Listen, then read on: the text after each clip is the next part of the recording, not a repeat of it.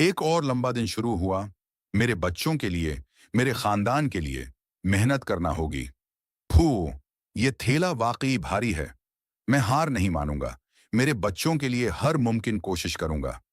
देखो, सब आसान और रोशन लगती हैं, लेकिन हर खानदान की अपनी मेहनत और कुर्बानी है। ओहो, ये लो चंद सिक्के तुम्हारी मेहनत के बदले। आ लो, शुक्रिया। ये छोटे सिक्के भी हमारे घर के लिए बड़ी उम्मीद है। मैं जल्दी घर पहुंचूं। बच्चे इंतजार कर रहे हैं। घर, मेरा प्यारा घर, वापस आना खुशी की बात है। वापस आ गए बेटे। आज दिन भर मेहनत की। फख्र है तुम पर। अबा, आप आ गए। देखो, दरवाजा खुल रहा है। आप आ गए। हेलो मेरे छोटे प्यारों, क्या तुमने इंतजार किया? हाँ अबा, हमने आपको बहुत याद किया। बेटे, आराम करो, थकन उतार लो। मैं भी तुम सबको याद कर रहा था।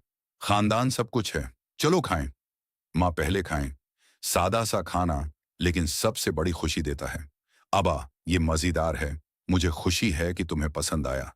मेरे दिल के टुकड़े, एक दिन खत्म, कल फिर नई मेहनत, नई उम्मीद, नई मोहब्बत। बेटे, तुम पर फख्र है। नया दिन नई उम्मीद लेकर